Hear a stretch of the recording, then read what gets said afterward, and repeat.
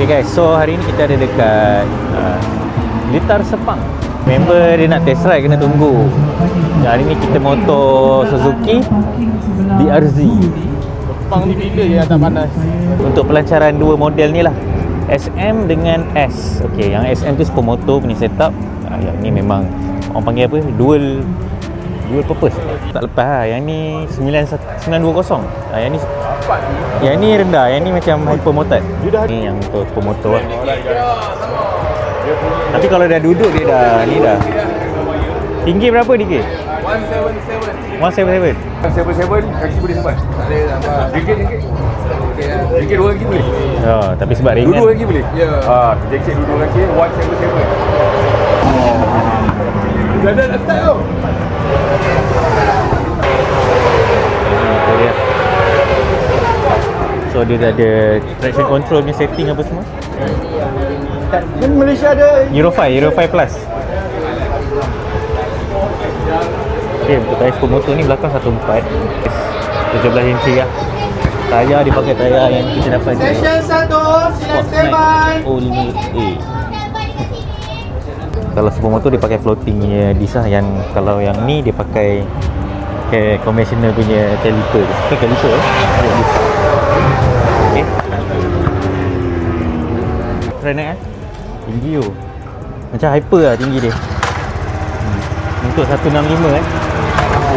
agak jengkit sikit lah. Okay. Start je Bil. Start.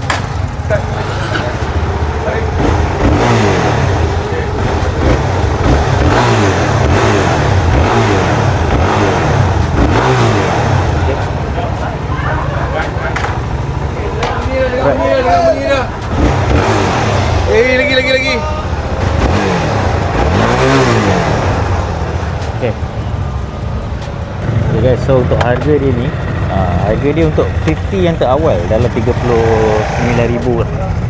Nanti kalau after 50 tu, kalau nak beli harga dia dah 42. Okay, memang mantap. Untuk test ride, dia akan test ride dekat dalam compound ni je. So nanti kita akan request lah untuk fully test ride betul-betul kan. Yang tapi aku akan review yang off-road ni lah. Bukan off-road, yang supermoto ni lah. Kalau yang off-road tu kita kena bawa ke tempat dia. Okay, untuk berat dia 154. Kalau yang off-road punya version 151. Tapi actually okay dia macam hypermotard punya tinggi. Macam korang tengok aku bawa hypermotard tu, dia macam jengkit-jengkit sikit. Tapi tak apa sebab dia ringan dan actually tak terlalu, ya, motor dia seat dia narrow je. Kalau macam motor seat dia besar tu dia chase sikit. So tadi dah settle untuk launching Suzuki DRZ 4 S dengan SM. So kita on the way ke next event actually. Untuk test ride on board nanti kita akan bawa betul lah. Sebab tadi dia orang just test macam dalam karangan tu je. So aku macam malas lah nak test. Lagipun just tak dapat nak test apa pun kan. Every bike is the same lah kalau just dekat test ride macam tu. So nanti kita akan buat full in-depth review of the bike.